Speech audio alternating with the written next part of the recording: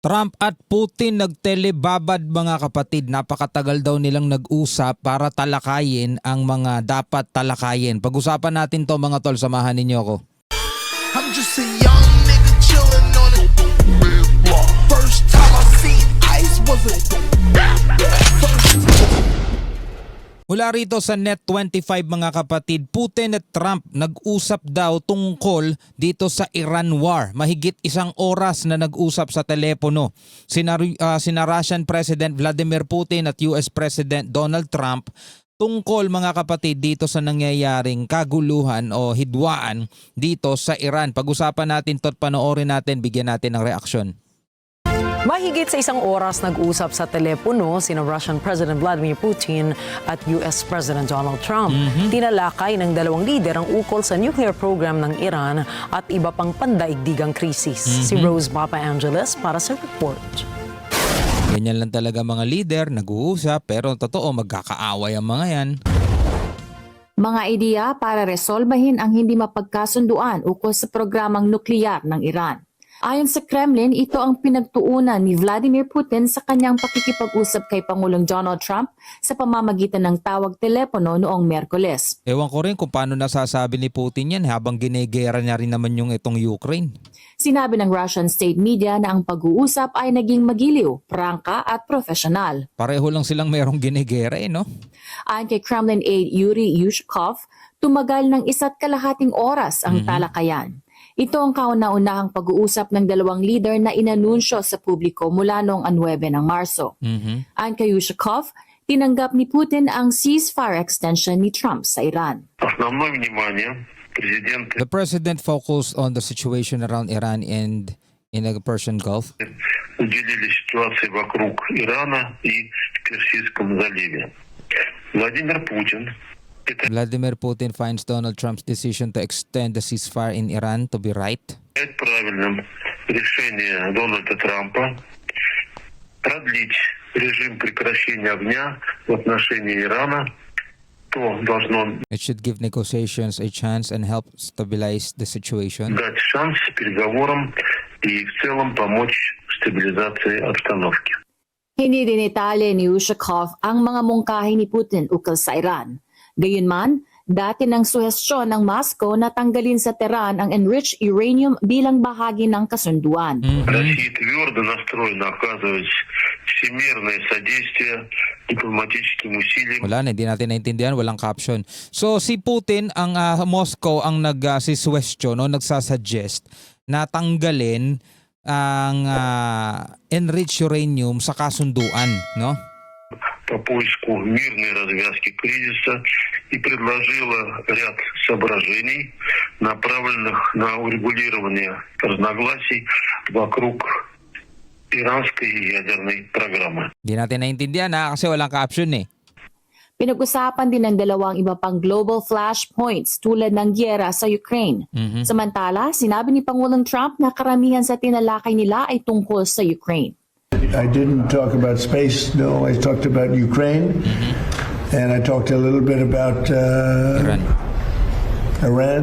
I talked about a few different subjects, mostly about Ukraine, and we had a very good conversation. I think So ang pinaka-pinag-usapan nila is about sa Ukraine. Onti lang daw yung sa Iran, no? I think we're going to come up with a solution relatively quickly, I hope. we're going to come up with a solution relatively quickly, I hope.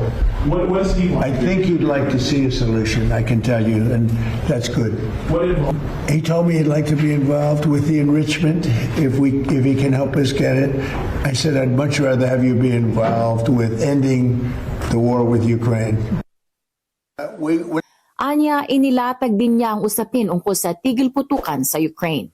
But I had a long talk with President Putin. I suggested a little bit of a ceasefire, and I think he might do that. He might announce something having to do with that. Did he announce it yet? No, but I was wondering, I was just Ayon sa analyst, ang naturang pag-uusap ay isang mahaba at maayos na palitan sa pagitan ng dalawa sa pinakamalakas na mga leader ng mundo. Okay, so ano kaya ang mga susunod na mangyayari, no? Pinag-usapan daw ng dalawang leader na to, mostly yung tungkol dito sa Ukraine kasi nga hanggang ngayon is nagbabakbakan pa rin mga tol etong Ukraine at saka Russia, no? May mga gusto ang Moscow na isuko ng Ukraine pero syempre bilang Ukraine bansa nila yon, hindi basta-basta yon mga tol. Kaya patuloy ang bakbakan nila at napakatagal na mula pa nung 2022 kung di ako nagkakamali mga kapatid, no?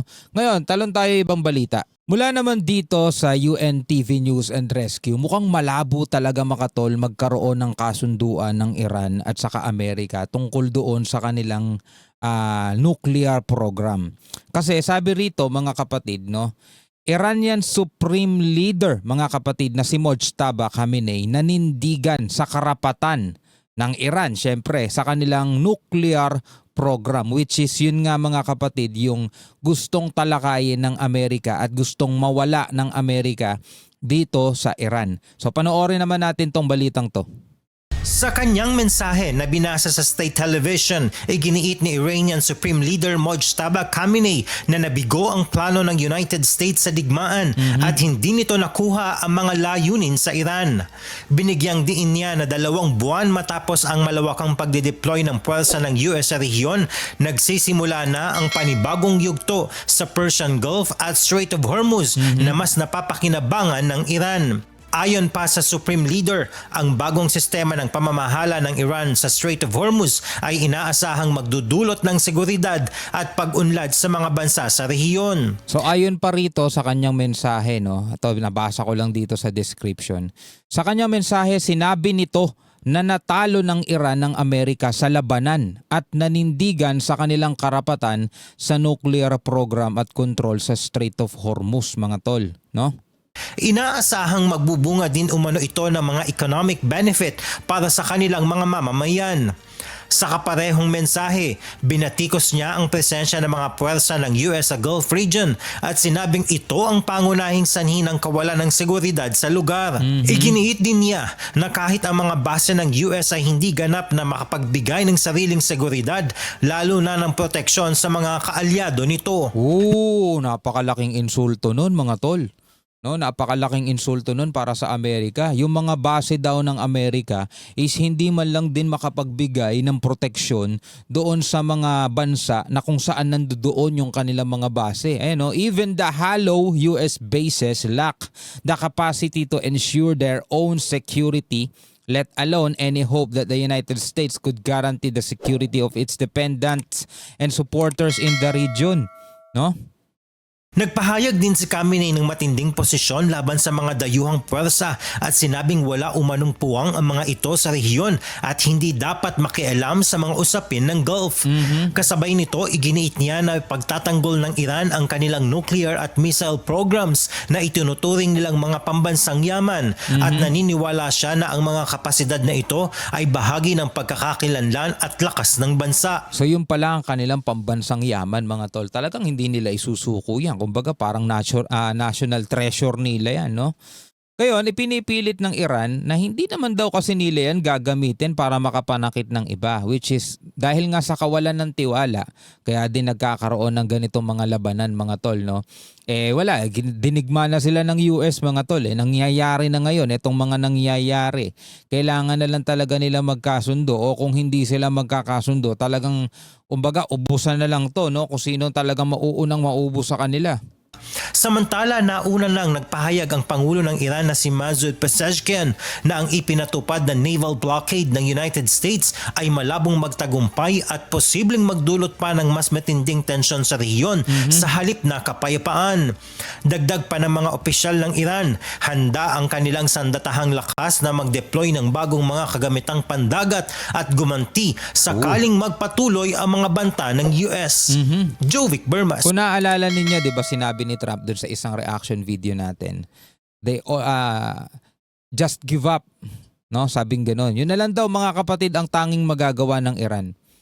just give up. Sumuko na lang daw. Yetong US naval blockade is magtatagal pa hanggat hindi pa daw sila nagkakaroon ng kasunduan. So anong magiging epekto nun mga tol, no? Dahil mas matagal pa US blockade, mas may tension pa rin dyan sa Strait of Hormuz na pinanggagalingan ng 20% ng langis sa buong mundo. Ito nga iniisip ko rin 20% lang naman ang nanggagaling diyan. Pero apektado buong mundo. Asan yung ibang 80% na pinagkukunan ng langis? Well, ang Pilipinas kasi dyan talaga kumukuha ng langis dati pa. Pero dapat ngayon gumawa na ng paraan ng Pilipinas para kumuha na sa iba dun sa 80%. Di hamak na mas malaki naman siguro yun, di ba? 80% yun eh. Anyway, anong masasabi nyo rito? Comment na lamang kayo sa ibaba.